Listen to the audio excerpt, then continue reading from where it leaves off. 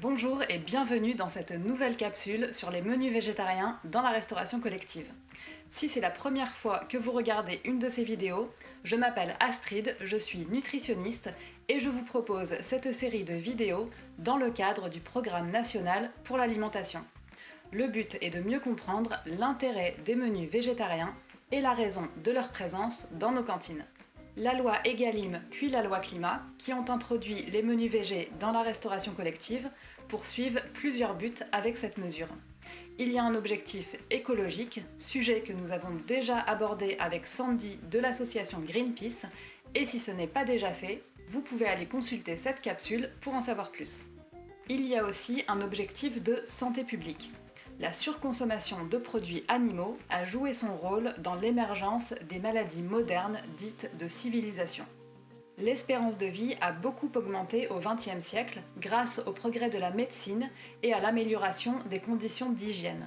Paradoxalement, on est malade de plus en plus jeune. Pathologies neurocardiovasculaires, diabète, obésité, cancer, ce sont les maladies du mode de vie qui nous atteignent le plus. La bonne nouvelle, c'est que ces maladies ne sont pas des fatalités et que, en changeant quelques paramètres dans nos habitudes, nous pouvons gagner des années en bonne santé. Aujourd'hui, notre alimentation ne manque pas de protéines, loin de là. En revanche, elle manque souvent de produits frais qui nous apportent des micronutriments et des fibres. D'ailleurs, faisons un petit focus sur les fibres. Les fibres sont des composantes de la paroi cellulaire des végétaux.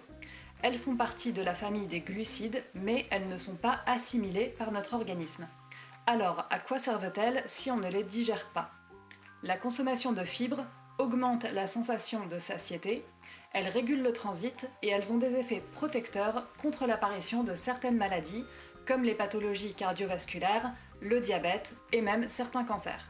Le problème, lorsque l'on a une alimentation très carnée, c'est qu'en plus d'avoir des apports en lipides bien supérieurs à nos besoins, on a tendance à réduire la quantité de fruits et légumes que l'on mange. Or, les fibres ne se trouvent que dans les aliments végétaux. On peut donc facilement se retrouver en manque de fibres avec une alimentation occidentale classique. Les repas végétariens contiennent bien plus de fibres, non seulement par l'apport en fruits et légumes, mais aussi parce que les sources de protéines végétales, comme les légumineuses, contiennent des fibres. Des repas végés bien pensés permettent d'équilibrer nos apports alimentaires et faire découvrir des repas végétariens dans la restauration collective permet notamment aux enfants d'acquérir de bonnes habitudes alimentaires pour plus tard.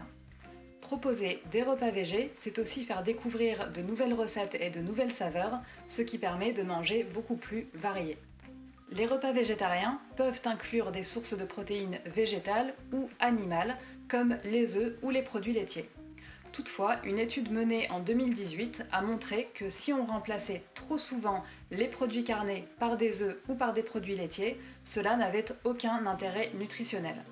Il est donc important d'intégrer les protéines végétales, particulièrement les légumineuses, en tant que source privilégiée de protéines dans les plats végétariens. En conclusion, proposer des repas végétariens dans la restauration collective, c'est bénéfique pour tout le monde, et pas besoin d'être soi-même végétarienne ou végétarien pour en profiter.